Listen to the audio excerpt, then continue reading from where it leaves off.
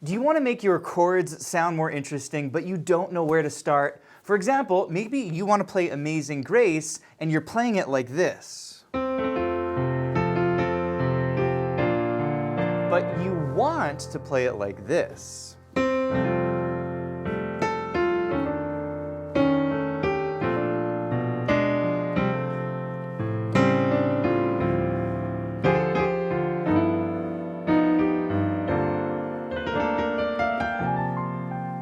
Well, the secret to playing beautiful chords like this is actually much simpler than it sounds. In fact, I've developed a simple 3-step system that I use to take almost any chord progression and make the chords instantly sound better. And in this lesson, I'm going to teach you this exact system. All right, so we're going to use the classic melody, Amazing Grace, and I'm going to use this tune to show you exactly how to take the chords up to the next level. So quick review on the basic chords, and then we're going to dive into the simple 3-step process. Okay, so we're playing Amazing Grace in the key of F. It's a very simple melody.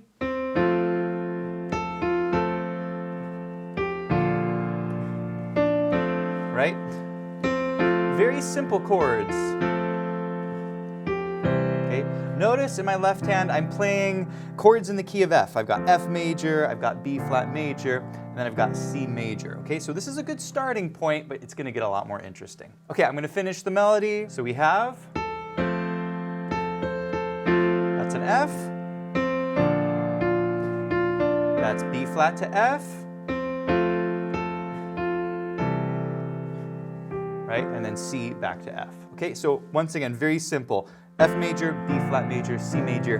How do you take it to the next level? That's what I'm going to show you next. But before we do this, if you're enjoying the lesson, please hit the like button. And if you're new to the channel, be sure to subscribe for more videos just like this. All right, you ready to learn the 3 steps? Let's do it. And we're going to dive right into step number 1. And for step 1, what I like to do in a tune like this is to add some chords, because in Amazing Grace there's not a lot of chords. You have F, you've got B flat and C, and so there's a huge opportunity to add some passing chords. I want to play this for you, show you what it sounds like, and then I'm going to break it down, show you exactly what I'm doing, okay? Here's what it sounds like with some passing chords.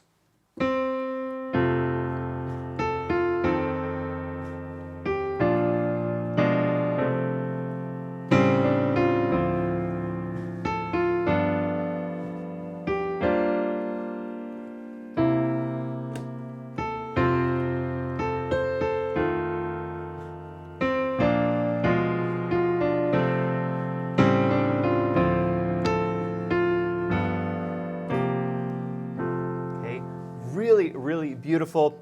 And we're going to take it up a level in step 2 and step 3, but I want you to get the basic idea of the chords that we're adding.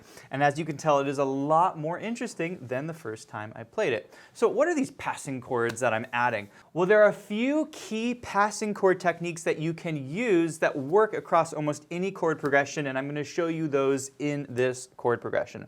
The first concept is the idea of a secondary dominant. And the basic idea is that if I'm going from an F chord to a B flat chord, I can use an F7 in front of the B flat chord because it's the 5 of B flat, right? 1, 2, 3, 4, 5. And so you can add these dominant chords in front of other chords. So you're going to see me do this. We also have a really nice diminished chord that's also a passing chord. You'll see me use this here, but the main technique that I'm using are secondary dominant chords. For example, when I go to a D minor here, I'm going to add an A7 in front of this chord, okay? And so that's a really nice sound. Okay, so let's walk through this. We have C, that's my F chord. There's my F7 chord, and that gets me to my B flat chord, and then check this out. Okay, this is a B diminished that leads me into an F major in first inversion, okay? I call this a lift in diminished. It's a diminished chord that lifts you into the next chord. It's usually a half step below the next chord, okay? Now check this one out. This is magical. Okay, really cool. I'm targeting a D minor chord here. I'm adding a 7th to this chord to kind of make it jazzy, but in front of it I'm adding an A7, and this note is actually called a sharp 9, okay? But once again, perfect example of a secondary dominant, an A7 going to a D minor. This sounds nice, okay? So we have, next one. Okay, this is my G7, another secondary dominant. It's getting me to the C, right? It's the 5, 1, 2, 3, 4, 5 of C. So we have, okay, and then we're going to delay the C here. We're actually going to make this a 2 chord, okay? And you can do this as well. This is called the 2-5-1. You see this a lot in jazz.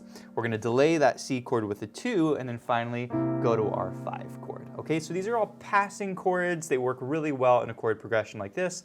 Let's keep going. We have,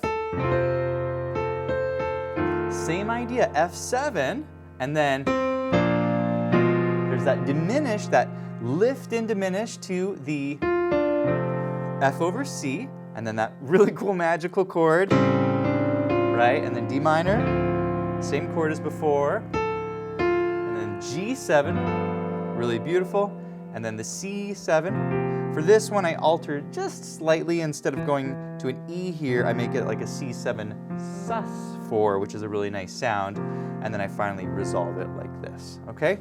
So this is a very effective technique to making your chords sound more interesting. These are secondary dominant chords, meaning anytime you have a target chord, if I'm targeting a 6, I can usually put a little A7 in front of it. Or if I'm targeting a 2 chord, like a G minor, I can put a D7 in front of it, okay? Very, very powerful technique. All right, before I teach you step 2, if you want to go deeper on passing chords and you want to learn more about these chords that I'm adding to this chord progression, I recommend that you check out our course, Passing Chords and Reharmonization, over at pianowithjonny.com. You can find it up here in the search bar if you just type passing chords, and this will show you all of our content on passing chords. But our flagship course on this topic is going to be this course here, Passing Chords and Reharmonization. We have our level 1 course for intermediate players and our level 2 course for advanced players. And in these courses, you're gonna learn basically all of my primary techniques for adding passing chords. We go into way more detail on each of these passing chords, how to use them in chord progressions, how to use them with melodies, and it is a ton of fun. It really puts the full picture together for you. So I'll put a link to both of those courses below. All right, we talked about passing chords, but you're probably thinking, Jonny, you were playing some really cool stuff at the beginning of this video, and so I want to teach you these next 2 steps because you can really take it to a higher level with each of these steps. In step number 2, what I want to do, I'm going to play it for you so you get it in your ear, and then I'll break it down for you. It is a very cool sound. I call this chord thickeners. So give it a listen.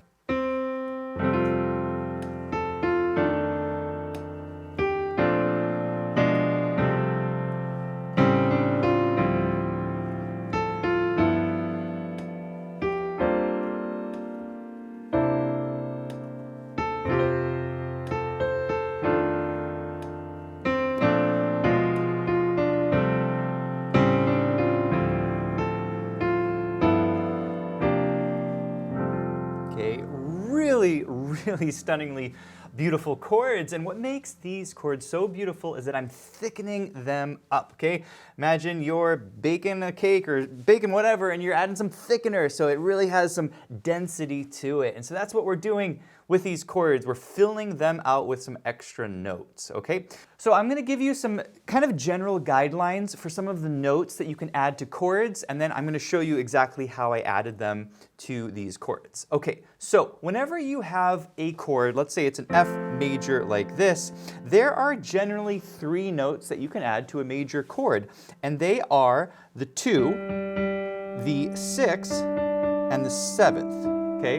We're referring to these as the notes from the scale. However, when you look at chords, these are actually referred to as the 9th and the 6th and the 7th, okay? But these are the general notes that you can add to a major chord.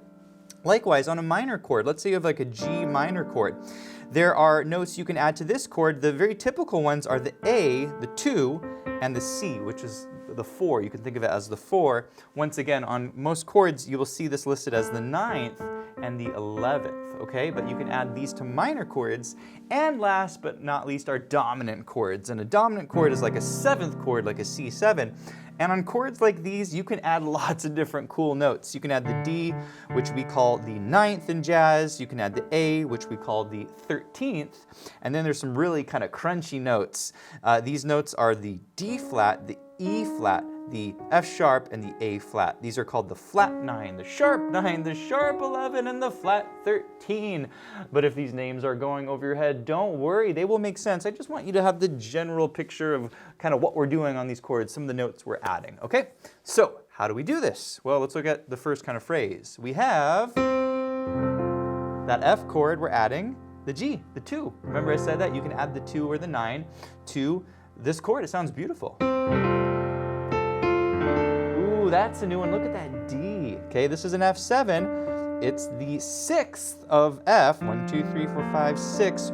Or it's called the 13th often in jazz. Beautiful note you can add to this chord. Okay, let's look at the next one. Ooh, B flat major. I'm adding the A and the C, which are the 7th and the 9th. Way more beautiful B flat chord. And then we have the diminished chord stays the same, but check out the F. I'm adding the 2 to this chord, okay? Really nice.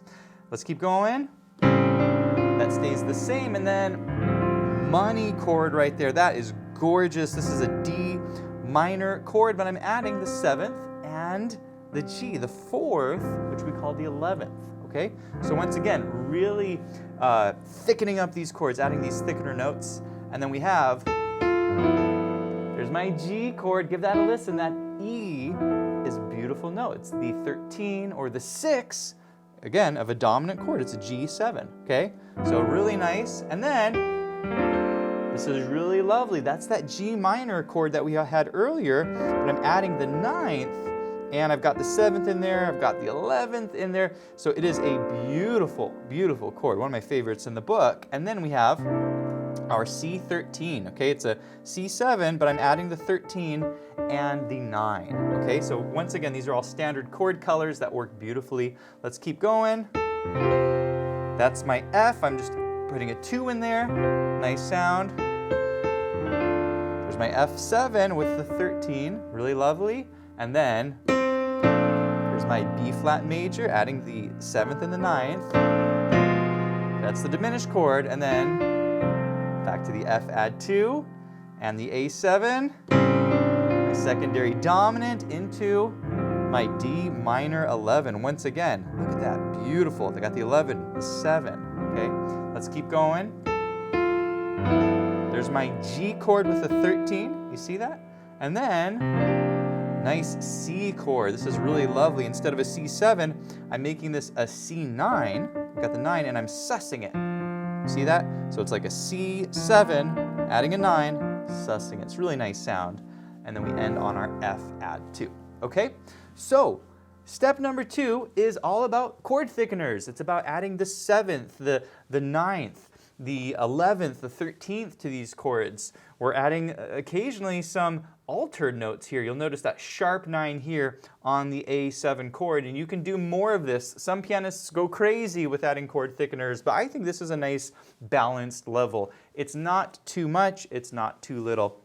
It's right in the middle, okay? Now, if you want to learn more about adding these notes to your chords and you really want to master this technique and you want to get comfortable with this, we have some really great courses. Our chord extensions course and our chord alterations course are two of our best courses that really get into the details here about which notes you can add to chords, how to add them. You go through exercises. We do them on lots of chord progressions and tunes. So we'll put a link to those below. But I do want to move you on to step 3, and this is the final step. How do you take it from the step 2 level to the top level where you're adding even more beautiful sounding chords? And so for this step, I do kind of 3 things. One is inner voice movement. I add chord slips and rootless chords. These are chords without roots. I want to play this for you, and then I'll break down exactly what I'm doing.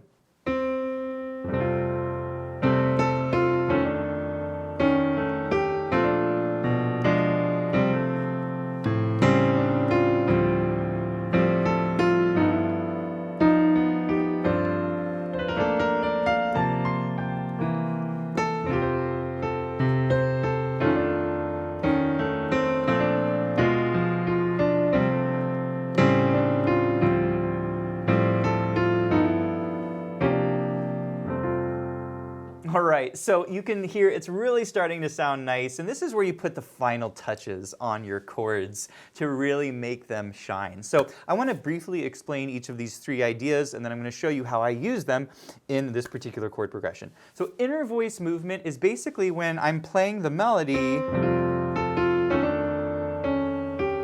You hear that note in the middle? Kind of moving underneath the melody, that's called an inner voice. And so whenever we refer to the voices on the piano, the top voice is voice 1, right? The next one down is voice 2, and it's really nice when those inner voices move under the melody. It's a really nice technique. The second technique is slip notes. And a slip note is when you go to a chord, in this case on measure 2, hear that little extra note? That's a slip note, okay? And I'm slipping up from the 9 up to the 3rd. This is really hip, used in a lot of gospel music, modern contemporary music, and so I love this sound. You're gonna hear me use this a lot. And then the third technique is what I call rootless chords, or rootless voicing chords. And I use this down below when I jump on this G minor chord. I go, you hear that chord in the left hand?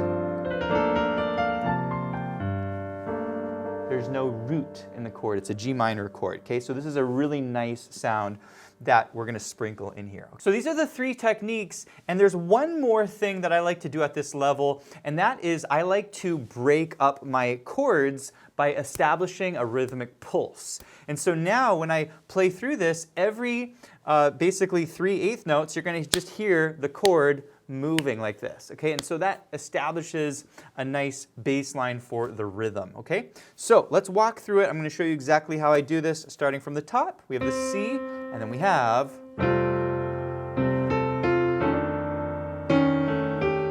So right away, we're in the melody, and I'm going to grab the bottom of the right hand and the top of the left hand to establish that pulse. 1, 2, 3, 4, 5, 6, 1. There's my slide up to my inner voice movement, right? That moves down, melody's on the top, and then the slip note, there it is, really nice. And then, okay, we're gonna do a slip note here on the F chord. See that? Slip note, and then we have, notice I break up my A7 chord. Bottom note comes in first, and I walk into my beautiful D minor chord, right? Keep that pulse going. Okay, I'm sliding up to my inner voice once again. There's the melody, you see that? So inner voice is kind of moving. I'm arpeggiating the notes of the chord. We land on our G minor. There's no third in this one, that's okay, that's intentional, okay? And then I do this beautiful fill. Really nice. So on the G minor, I'm coming up to my rootless voicing, little roll down, chromatic roll down, and then that's my C chord, right up to the C7, and then I'm back in with my melody, okay? Next part. Okay, same thing, I'm establishing that pulse, that C comes in the left hand, and then sliding up to my inner voice, same as before, melody on the slip note, really nice, so I'm slipping up to the D, into my B diminished, and then slipping up again on the F over C, continuing to our final phrase, D minor.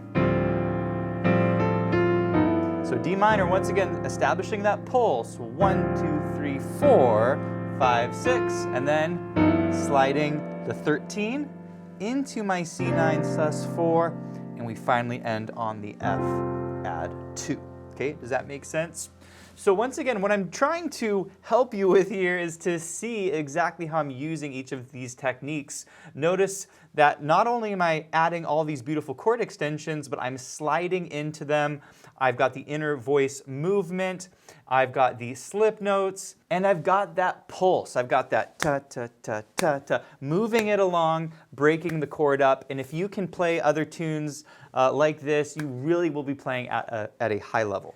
Hey, I hope you enjoyed the lesson, and if you did, please leave a comment, and also be sure to check out pianowithjonny.com. We have the full online learning program for all playing levels, where you'll learn your favorite songs, styles, and how to improvise at the piano.